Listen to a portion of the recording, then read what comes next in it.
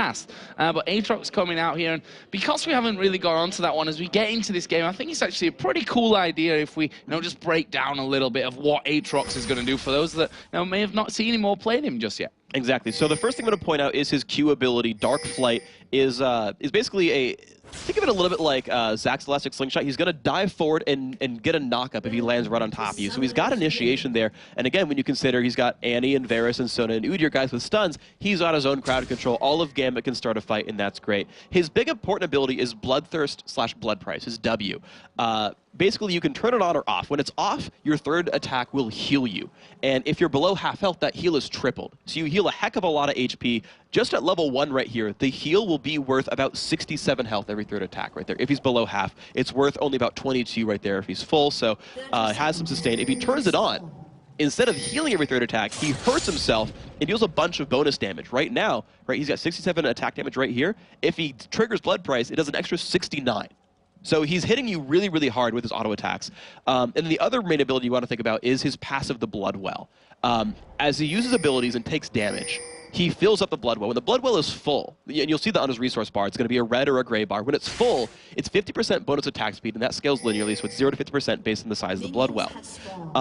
If he dies, his Blood Well goes to 0, and he heals based on the amount of health in the Blood Well, and he comes back. And that's got like a 4-minute cooldown. If the resource bar is gray, it means it's on cooldown and he'll die for real. If it's red, it means that Blood Well is open and he'll revive and be all kinds of difficult to deal with. So frontline diver, deals a lot of damage, comes back, is hard to deal with, high damage source melee champion. And that's Aatrox making his appearance for the first time here in the LCS.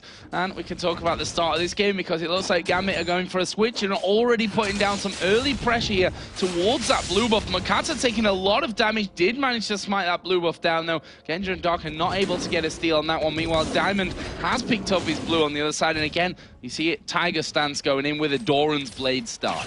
So a lot of early damage going to be available here for Diamond when he does decide to go in for ganks. Notice that Alex Ich also started Doran's Blade, and he has a 625 attack range. That is the highest of any conventional mid laner here in League of Legends. He's 75 attack range above Charu's Twisted Fate.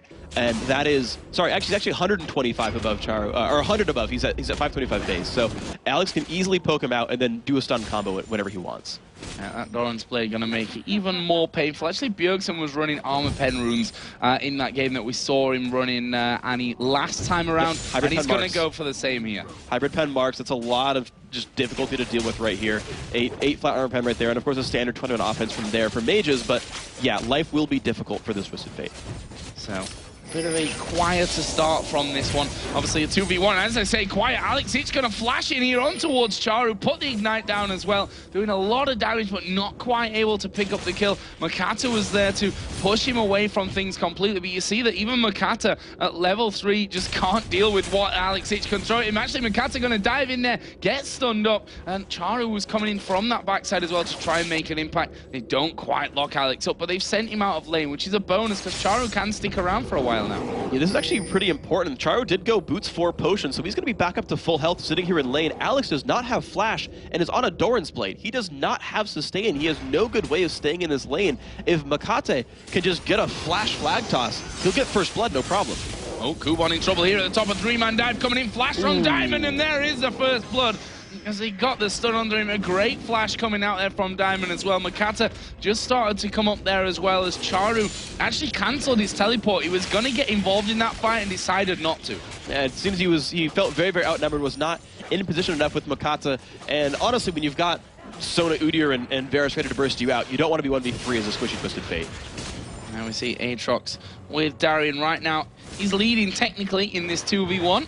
Obviously, we did see Ken go down a little bit earlier on. Still needs to be real careful here, but has that sustain we talked about his kit and what he's going to be bringing to the table just a little earlier. There's Diamond just switching out to Bear and saying, no, I don't want to get involved in this one, but he's going to get caught here underneath the turret. Switches out to Turtle for that extra defense as the Ignite is ticking away. Is it going to be enough? No, not quite, but Kubon's not done. He misses the Shuriken, and he walks away with his life. The Turtle Shell also helping to keep him alive against the basic attack at the very end. They're very, very close right now. And Darian's actually waiting with Genja in the back. He's almost baiting for a turret dive to see if it happens. The thing is, Bloodwell heals over 3 seconds. You can't sit under the turret that long without getting chunked out by the turret. Right now, Genja has come back down to this bottom lane, which tells me they don't feel comfortable with how these 1v1s are going. They may be feeling as well that Aatrox is going to have a better time now that Kennen has died in the top lane. We'll see how that one all goes, but Diamond will surely be visiting that top again to give Darian some help out. In the mid lane, Alexich, 26 to 23 CS, so does have a lead. It's not massive though at this point.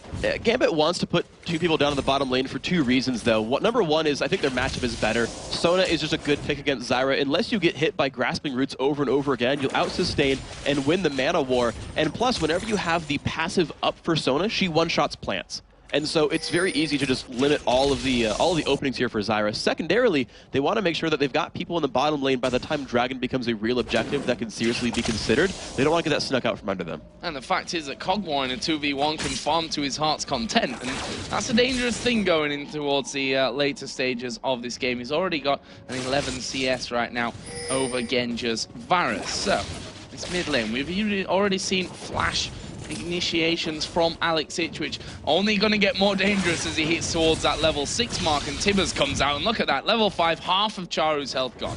And right now, as Ignites is coming back up in the next 15 seconds right here, and that's going to be almost enough burst to take down TF1v1. The question really is going to be, does Charu itemize against Annie? Does he go for an early, like, Null Magic Mantle, maybe Twin Shadows to get some MR? Does he go for an Abyssal Scepter, or does he try to stomach it with just some Doran's Blades or Doran's Rings for health? We'll be finding out right now. It's Doran's Rings at the start, which you could probably expect from him anyway. Doran's Rings, obviously, now that they are cheaper as well, make them even more viable from that side of things. Yeah. Genji nicely farming back up to exactly level with what Kog'Maw has with the wave pushing in for Makela's turret. We'll see about that one. As Alexich now is level 6, and I feel for the cameramen when there's a level 6 Annie with Flash and Ignite available, because that can go down very quickly. Yep, have fun with that one, guys. This is patch 3.8, so the Doran's Rings, as you said, are cheaper. They're only 60 health now instead of, I believe, they were 80 before, so only 120 bonus HP from those Doran's Rings. Not a lot. Will maybe make them survive like half of one spell extra, and if it's enough, then it's enough. But yeah, here comes the real time that moves start getting made, because ultimates are now available. Charu's teleports back up from cooldown. Of course, he canceled it earlier. He's got the Destiny as well. And the thing is, they can gank without his bottom lane being level 6, because they've still got rank 3 Grasp Roots. They've still got the slow from Kog'Maw. He can make things happen if he wants to. There is Alex getting his blue buff, and makes him all the more annoying in this middle lane for Charu to deal with. He will be himself gifted that blue buff here in just a little while. Darian is still in the lead with that CS as well. Doran's shield with those boots coming in there as well, up against the Ken, who picked up a Doran's ring with his boots and a rejuve bead now. There's something I want to really point out here, though, that's interesting, is we talked about how rough this lane might be for MeetYourMakers, but Makler has 58 to 42 advantage right there. They've actually pushed the turret down as well. So because these guys have not had to run around the map and have had an easy 2v1 for the start of the map, they already had a head start in the lane, and they pushed it through. But I also want to point out that Genja went Tear of the Goddess on Varus. Now, I understand it on Ashe because her Q will charge it and he'll hit that full mana really, really easily, but he's gone for it on Varus because he still wants to spam out, but that's not easy to charge until he upgrades to actual Manamune, and he's at bonus mana 8 right now. He's got a long way to go till that turns into Muramana. I'm curious to see what actually happens with that build. Definitely not the champion that will stack it up so quickly, especially when you compare it to his other main tier champion, that Ashe in there, of course. Top lane, pretty quiet as things goes for the top lane. I think both of them, there is a potential for a fight to go down there in that top lane, so got to keep an eye on that one. But Makata right now getting a ward down right on top of Diamond, who did, I think, a couple of hits there. Couldn't quite get that third one off. But a very pensive game from both sides, really. Neither team wanting to give away an early lead at this stage. So here's the interesting thing about this. In the top lane, I feel like it's going to turn into a farm fest because Kuban can't burst Darian out twice. He can go for the ultimate and do a bunch of damage, but then Bloodwell happens. He gets back at about half HP, and he just walks away. And the thing is, even if he didn't have Bloodwell, there's still the Dark Flight to get away from an engagement here from Kennen. But MeetYourMakers, surprisingly, are still looking to play aggressive. Even with an early game champion like Kog'Maw, they're pushing for the mid-turret.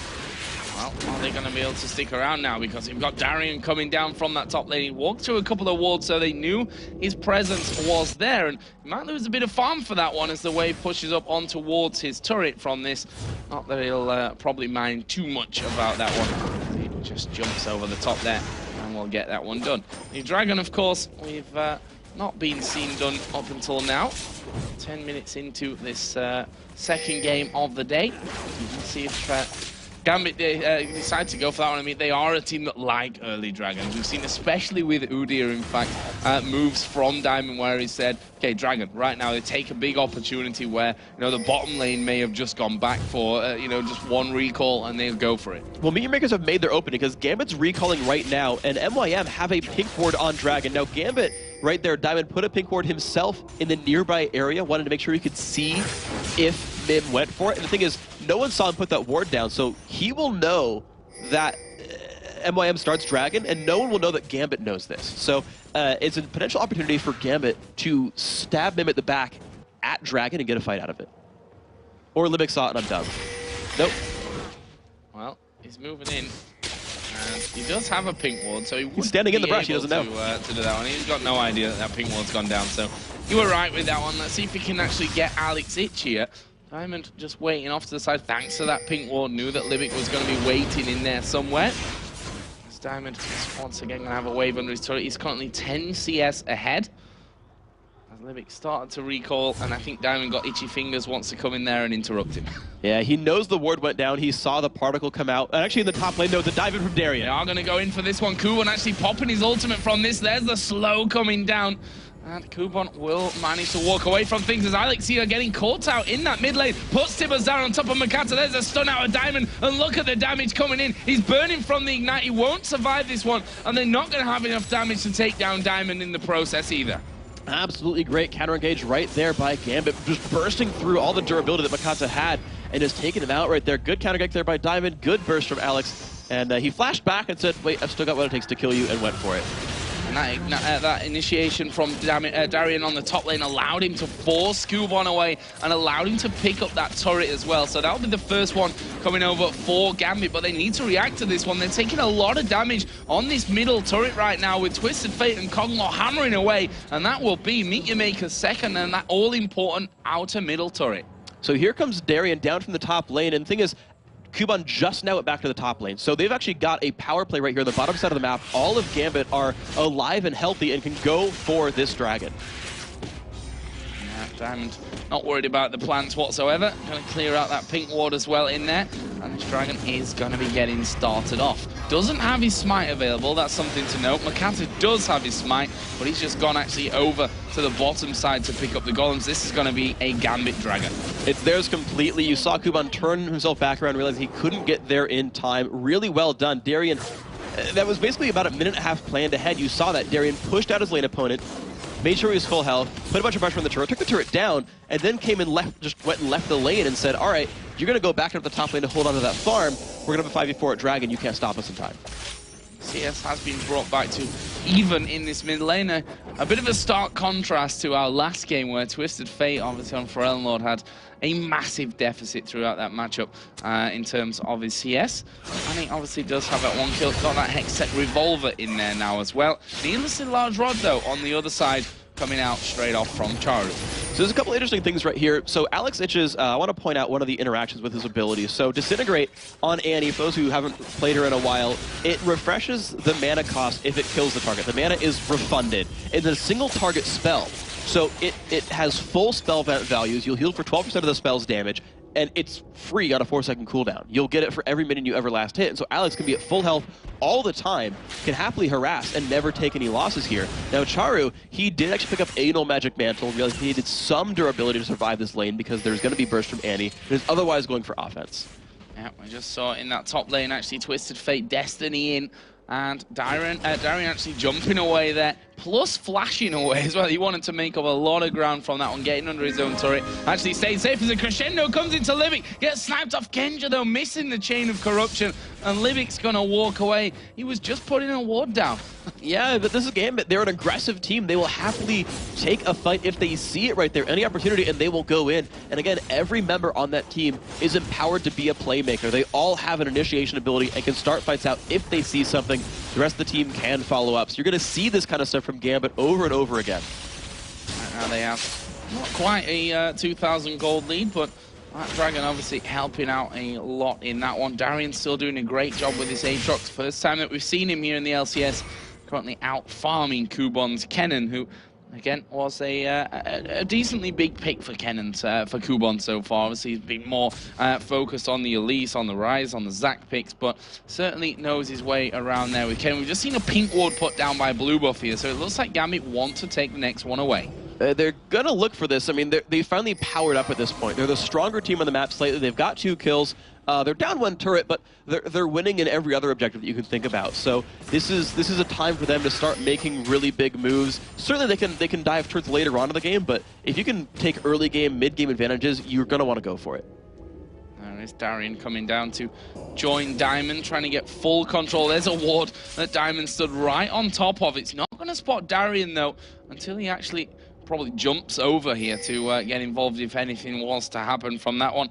Kuban has come down. He's been spotted in there as well. Darian wants that little bit of gold for clearing out the ward, and he's going to get it as well. 25 gold bonus for him. Yeah, nice right there. So he's going to be happy to take a little bit of money and deny some of the cost that Kuban had spent there to spot that one out. So both teams realizing, hey, there's people lurking around in the shadows, and they reset everything back out here. So I want to talk about Darian some more because we haven't seen Aatrox before, so I want to point some things out. He looked like he went for a 9-21-0 mastery build. He's getting dived, though. Oh, he's going to jump away, though. Did actually get stunned, and there's the ultimate coming out of Kuban. Darian going very, very low from this one, and he is going to get finished off. Look at the damage that he puts out there on towards Kuban. Obviously going to be coming back to life there with that Bloodwell. Is he going to get away from this one, though? Jumps off. There's another auto attack, and the blue card after the flash from Charu will seal it up. Limit getting very low. Tibbers going to be burning away with the Ignite. Diamond comes in just to secure that one there in the end. But it actually wasn't Tibbers, it was just Diamond. Wow. Yeah, I mean, but the Bears working in unison. The They're Bears working in unison. If only a Volibear were in this team, you'd have all kinds of... It was Tibbers. I'm telling a lie. Tibbers was there. He was there, I confused myself. They worked together. It was teamwork. Bears everywhere. I gave him a bear hug. I'm going to move on. Gambit Gaming, though, they are still the stronger team on the map. You saw Darian, how much effort it took to take him down. And I was going to talk about his build right here, 9-21-0 masteries, and he went for the early Bloodthirst. He actually maxed E and then Q. Now, E, I didn't talk about that ability, but it's a fairly long-range, slow line nuke here, and it allows him to wave through really, really well, so it can actually hold up in lanes against ranged champions. And it scales off AD and actually deals magic damage, interestingly enough. So he has really good long-range tools, and of course can also dive in and start things out, but Diamond's going to get caught out. Yeah, he's going to get slowed down here. Charu not able to pull the stun card, and that Cataclysm, you know, it's stopping Diamond getting away. Makler got the range there with that Cogmod, just about to get the auto attacks off, and that will be a vital kill coming out for Makler's Cog.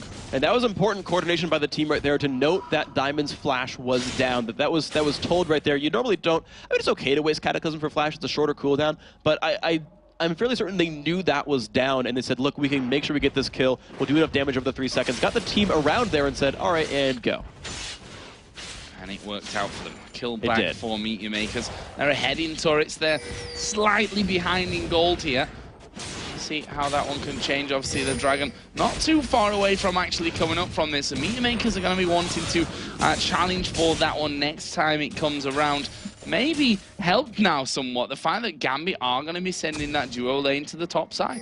Yeah, so here we go. It's more interesting movements being made right here with Dragon being back up. That does tell me, right, MeetYourMakers putting their dual lane at the bottom lane because they want to control that. There is the recall coming in from Genja finally from the top of the map because they've got to realize this is an important objective. The game is back to close, which is something worth talking about here, that it is only, what, 500 gold separating these teams. Either team can fight for this, but Gambit's there first.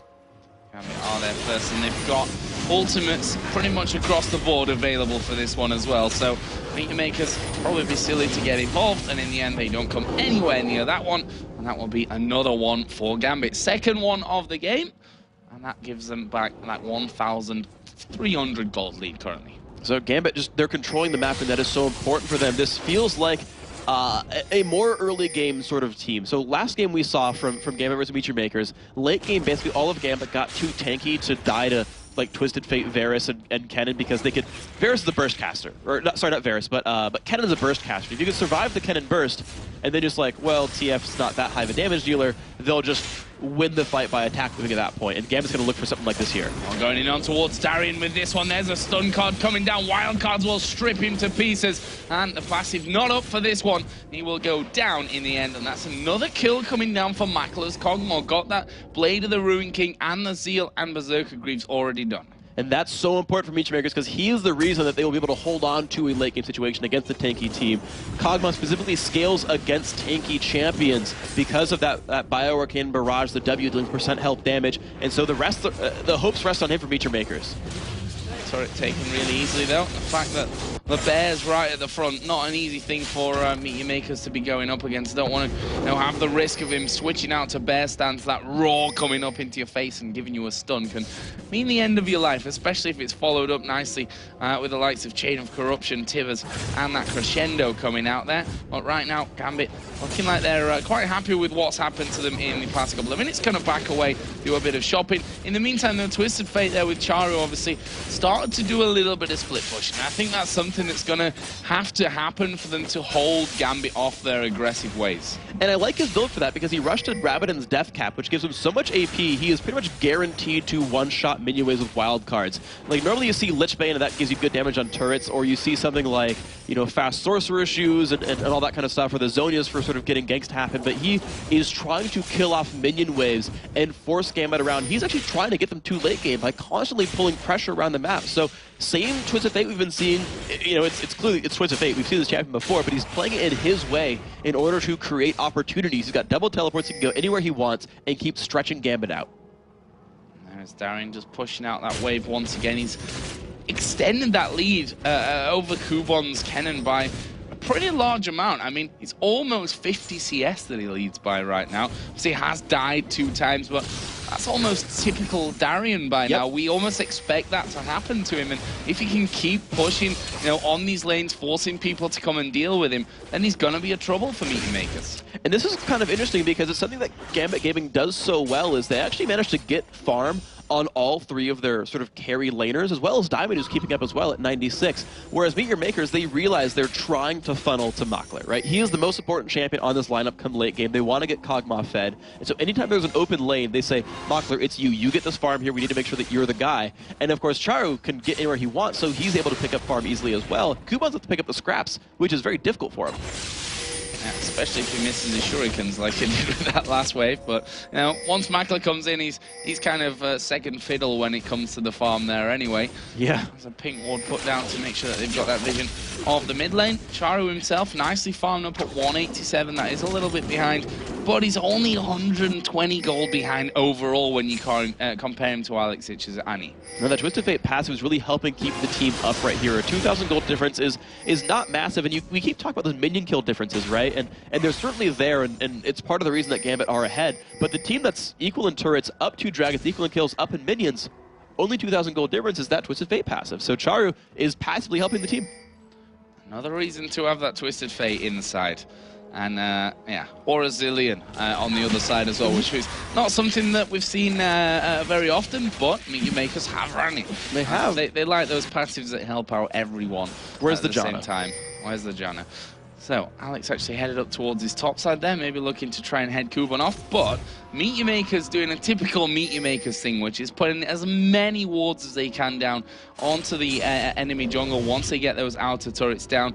You can see the top side, you can almost trace the route that Libic had taken up there to put all those wards in position and get that vision up. Meanwhile, Makler is pushing that bottom lane out as well. He's had a good 2 or 3 waves of farm coming his way, and he's starting to build again another healthy lead up over Genja. Yeah, so this is interesting because MeetYourMakers, if they can actually get their lanes pushing down, they can actually utilize those wards and force engagements. They've got Jarvan who can get over walls, start engagements, and pick people off. You've got Charu and Twisted Fate who can teleport in and make those things happen. And if Kuban can actually be pushed up so that he can participate in that fight, they can catch Diamond out, make things happen, and get themselves back in lead to make the transition to late game a little bit easier for them. The problem is they're having a hard time doing this.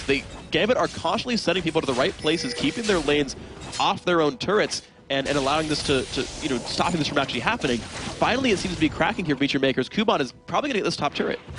Yeah, that would be a nice little pickup for them as well, although Genja is, I think he was thinking about coming over there and realized, okay, by the time I get there, it's probably gone anyway. Let's take the golems away while I'm there. Why not? Yeah, there's lopsided vision on this side of the map is the thing to really point out here. You've got a lot of blue wards on the top side, only 1 ward for Gambit in that upper jungle, and so Genja sort of realized that he has no idea who's waiting in the wings. Can Charu show up? Can Makata show up? I have no idea. And now here comes the fun thing, because MeetYourMakers can shove this top lane to go for another turret as a response to Dragon.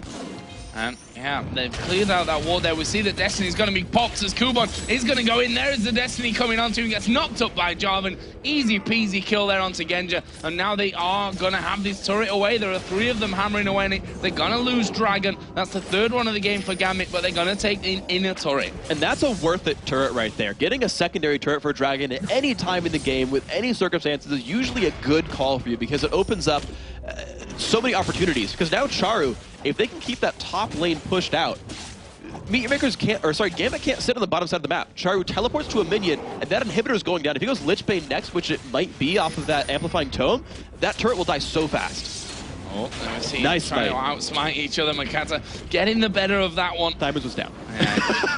When I say outsmiting, I mean, you know, just smiting. He pressed D. It was really impressive. Sometime between the burst that you get from rank 1 Tiger Stance and Smite, he managed to press the button. So, Makata, good job. Teach St. Vicious a lesson. Yeah. I mean, he had no one to go up against there, so Makata won that battle, let's just say that. That's a good one for him.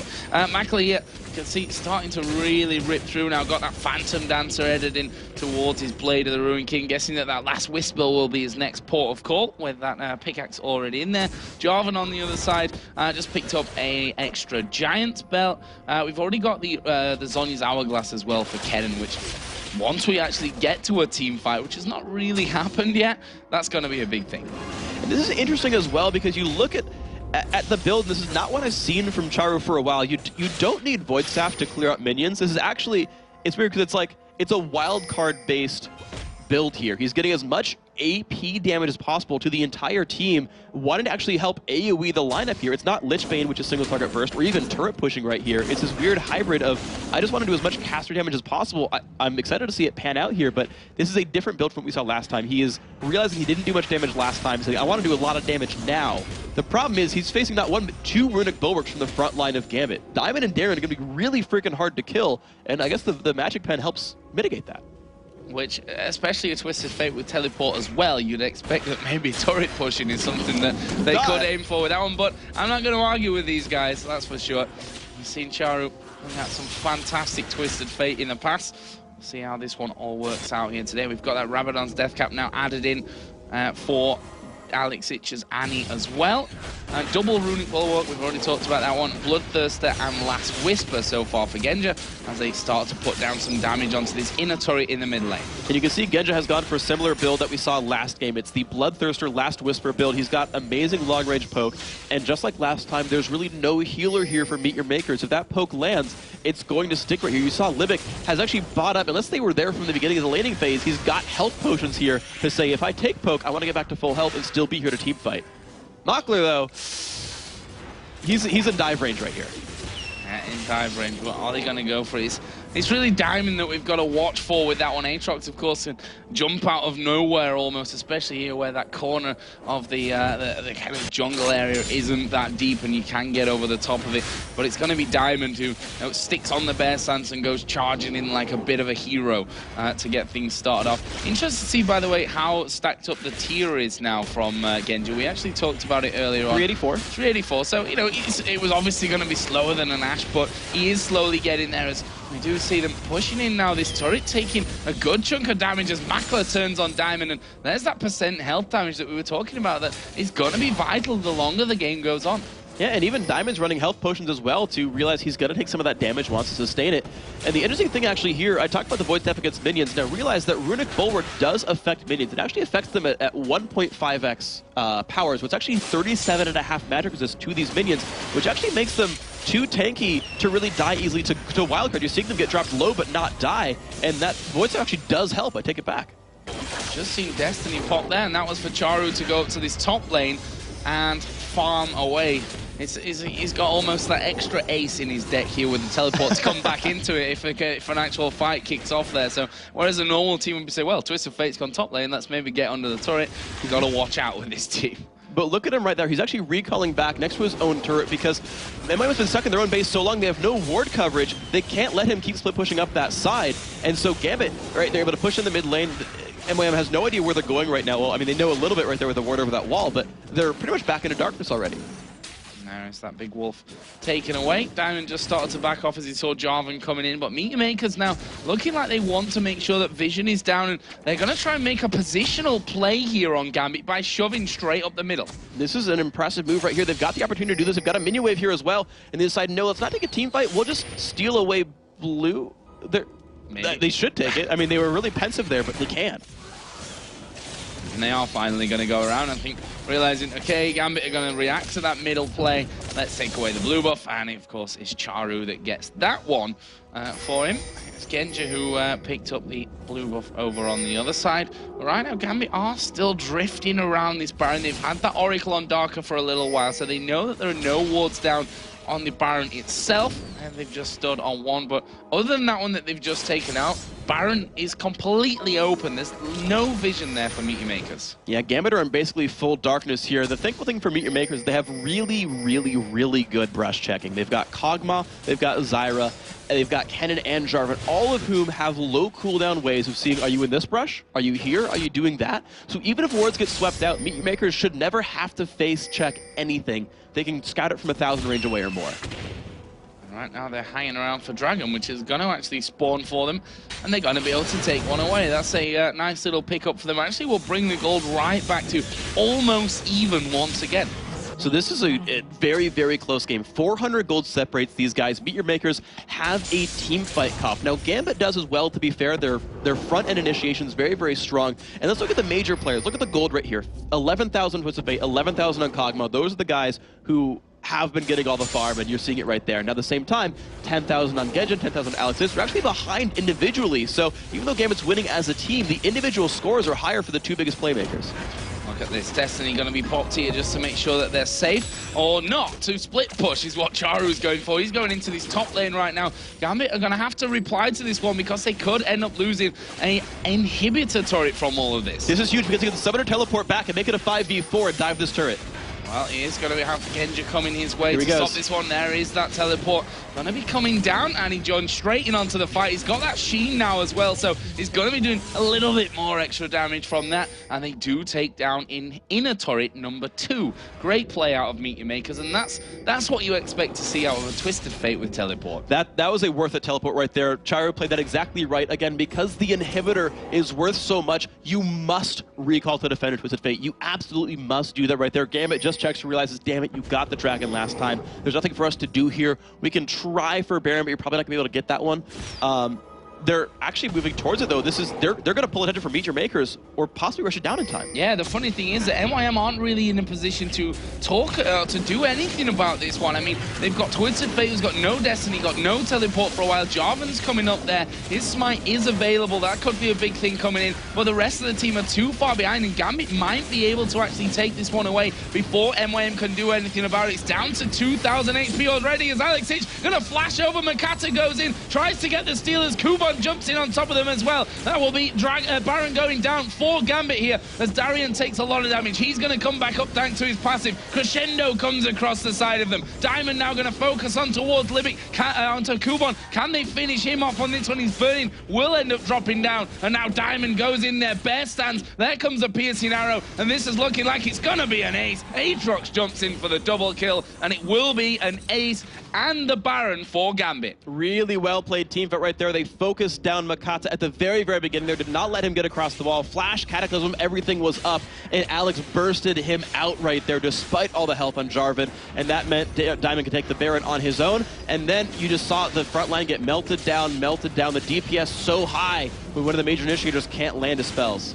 Look at that damage coming in as well. Those buildings not worth much once this Gambit attack force is on it, and they've got a full bottom lane here to clear out. The outer turret still stands, but those super minions are going to start streaming into the base. Gambit going to have a decent amount of cash to spend here, 2,500 for Genja, 3,800 for Darian to spend when he goes home. That's a lot of cash. He can get pretty much whatever he wants. You can go double Guardian Angel on Aatrox, but makes it so incredibly hard to deal with him. I actually like Darian's build here because he went Bloodthirster, right? Okay, he had a runic bulwark and all that, but he's such a high damage threat that he was actually focused down second to Alex Itch in that team fight, and then revived back up and was like, okay, it's 4v2, no big deal. Yeah, a Guardian Angel would make him slightly annoying, let's say that. And that also, puts in a bit of doubt in MYM's mind there. Like, who do you focus in that scenario? That's an Aatrox that is around in that fight for a heck of a long time, whether you focus him or not. So we'll have to see about that one and what route he decides to go. Well, he could just go double Bloodthirster and make us all happy. That's going to be awesome. Darian, I mean, not only with the Blood Well, but Bloodthirst is... Wait, what if its ability is called Bloodthirst? He's just role-playing at this point. Dear God. All right, so Darian is a really big damage threat here. He's going to want to wait on the Blood Well coming back up. He's got, I would say, about 2 minutes left on the Blood Well cooldown right here. So I don't know if Gambit wants to wait for that because they'll time out Baron at this point, but it is worth noting that Darian is fairly easy to kill with Blood Well down. He did pick up a Giant's Belt as well there, we should mention, on top of his Bloodthirster as well. Or was that already there? He got that as part of the big buy. It's part of his, I think, 4,000 gold by the time he actually went back, which we don't have to say. It's a big spike of damage that Darian's going to have coming back in.